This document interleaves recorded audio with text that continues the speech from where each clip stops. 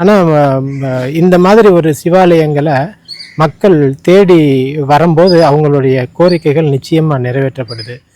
ஆனால் யார் யார் மனசில் சிவன் புகுந்து இதை செய்யுங்கன்னு சொல்கிறாங்களோ அவங்க இந்த காரியங்களை செய்கிறாங்க. யாரும் போய் உதவின்னு கேட்குறதில்ல.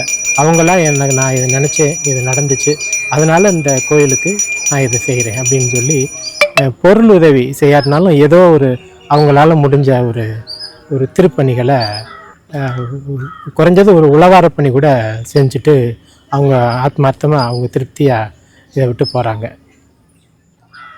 இந்த கோயிலுக்கு வரணும்னா காரைக்குடியிலேருந்து தேவகோட்டைக்கு அடுத்து திருவாடானைக்கு அடுத்து தொண்டியிலேருந்து ஒரு 2 கிலோமீட்டர் தூரம்.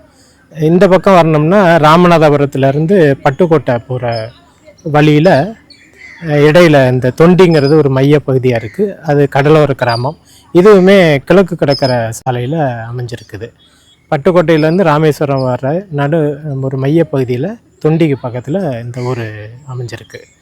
இந்த வழியாக தான் சீதையை மீட்கிறதுக்காக ராமன் இந்த வழியாக போனதாக ஒரு கதை சொல்லப்படுகிறது.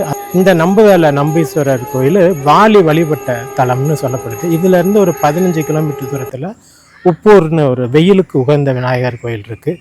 அங்கே ராமர் விநாயகரை வழிபட்டுட்டு அதன் பிறகு தேவிப்பட்டினம் போய் அங்கே கடற்கரையில் சிவனை பிடிச்சி வழிபட்டு அதன் பிறகு வானர சேனைகளோட ராமேஸ்வரம் போனதாகவும் அங்கேருந்து கடலில் பாலம் எழுப்பி இலங்கைக்கு போய் சீதையை மீட்டு வந்ததாகவும் சொல்லப்படுகிறது. அதனால் இந்த பகுதி நிச்சயமாக ராமன் இந்த வழியாக போனதுக்கான ஒரு முக்கியமான இடமா சொல்லப்படுது.